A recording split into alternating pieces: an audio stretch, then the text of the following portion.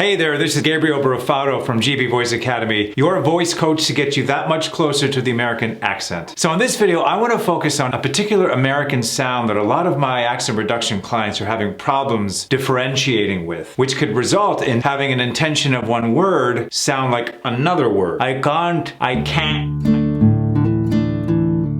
And like in all of my videos, we're gonna have practice phrases to work on this, and at the end, we're gonna combine them all together so what I teach you is retained. And if you haven't yet, subscribe to my YouTube channel so you get access to all of my practice videos to get you that much closer to mastering the American accent. So let's look at these two words here.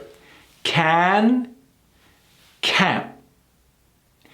So now, a lot of times, people with accents who try to say this word, it comes across as the same word. Can, can't. So what they do with this word is they emphasize the T, can't, I can't. But the problem with emphasizing that T, number one, Americans don't do that. I can't do that right now. I can't get to it today. It just sounds too forced and like we're trying too hard. What you notice Americans do is not mention the T at all. I can't do that. So how are we able to differentiate this word from this word if the T in the American sound is not there? Well, it's how we approach the vowel, the target sound. I mentioned this in all of my videos. And if you want to know more about these target sounds, check out my 5-star best-selling accent reduction course that addresses all of these American target sounds we're going to be discussing. So it's how we hit that American target that's going to differentiate these two sounds. It's the same target, repeat after me. So you notice this sound lingers in the nose, doesn't it? This is a particular sound that a lot of my clients have problems with. Can't, I can't. It gets stuck down here versus really reaching for it, sticking it into the nose. I can't, I can't. It needs to sound uncomfortable. It needs to sound like you can't expect me to go out there in public making this crazy sound. They're gonna think I'm nuts. But if you listen to Americans, they hit it. Wow, fantastic, happy birthday, congratulations. It's very prevalent. So get used to that sound. Let's do it together again. Now, the difference from this word and this word is that for this word, we have an abrupt stop. Can't. We stop abruptly. Can't. And we don't necessarily hit that N too. Can. We don't do that. It's like we stop before we hit that N. Can't. It's weird, isn't it? And try it with me. Can't. Isolated, it sounds way off, uncomfortable, doesn't it? But let's put it in a sentence and you'll know what I mean. I can't get to that right now. You hear it? Now let's try it again without making that abrupt stop so obvious.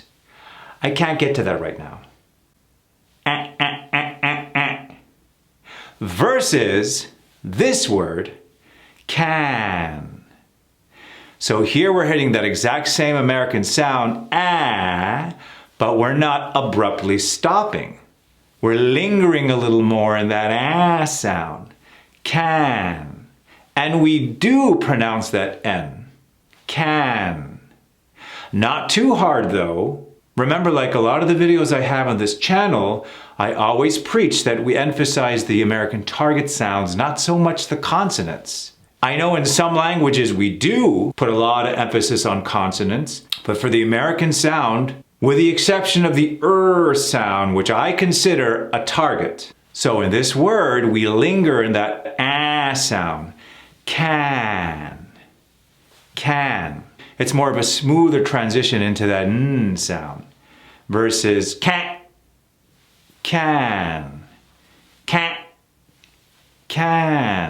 Now let's put that can in a sentence so you could hear how that transition feels. Hey, are you able to get that report done? Yes, I can. Yes, I can. Feel that? Versus can't.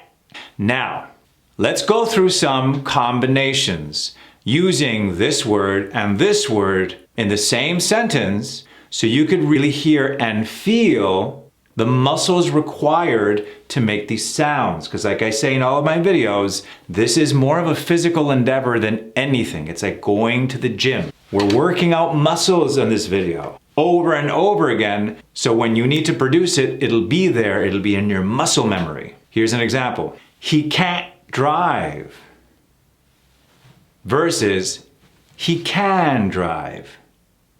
See the difference from that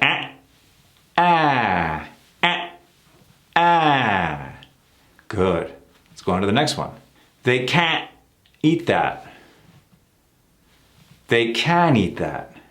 So let's try that can't again, but not so abrupt. They can't eat that. They can eat that. So that is there. Yes, we do have that abrupt sound, but let's not overdo it so it sounds like we're trying too hard. Because remember, the key giveaway when we're trying to speak American accent is us trying too hard. It's a weird conundrum, isn't it? I always say try hard, of course, to hit those targets, but at the same time, relax it enough so you could fool people into thinking that, hey, I got this, totally under control. But in reality, our mind is working overtime because our muscles aren't used to it. That's why practice, practice, practice comes in. You can't read. You can read. Let's soften up that can't.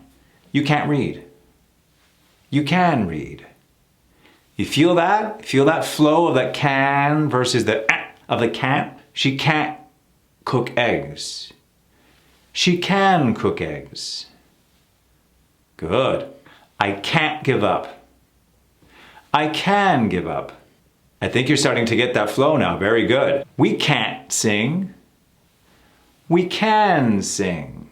Stick with me because coming up, we're going to start mixing and matching these combinations so your brain can differentiate between those cans and can'ts. Sometimes the can is reduced to a kin. How can I possibly thank you? So let's try reducing that so you could really see the difference. How can I possibly thank you? We can get along. Hear that? We can get along.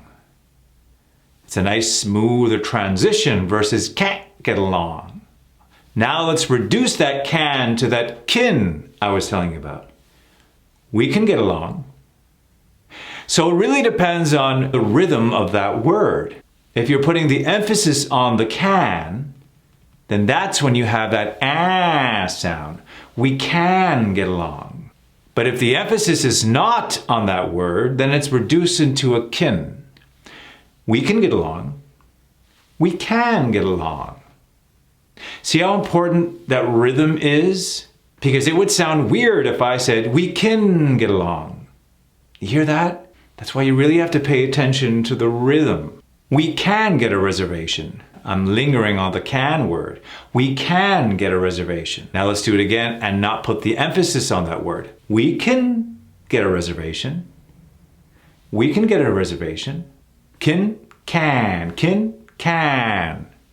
We either linger on that or we don't and reduce it to a kin. We just can't get it by tomorrow. Okay, and when we're doing it, let's bring that back a bit. We just can't do it by tomorrow. You hear that? Good. Now be aware of that. As you're doing your practices, as you're watching my videos, add that now into your repertoire of daily practices. Because what I notice is a lot of my clients, they do really well. They get excited. They're able to tackle these big, complicated words and really hit those American targets. But what happens is that it's those little words that slip away from us. The hows, the can'ts, the I's, the is, the it's, the what's. Those are the ones we have to focus on. When we're doing the bigger words, our action reduction brain is on full power, ready to attack that big word. But it's the little words that get away from us. Perfect those little words, and you're halfway there. Check out my 5-star best-selling action reduction course, as well as my other communication courses. I have the links below. And remember to like and subscribe, but also comment and tell me what you think of these videos. Tell me what you're hoping for, what you would like to hear, because this is a two-way communication. Everything I'm doing is based on the needs and wants of my clients, of my listeners. So talk to me, let me know what you want, let me know what you think is missing, and together we'll get that much closer to mastering the American accent.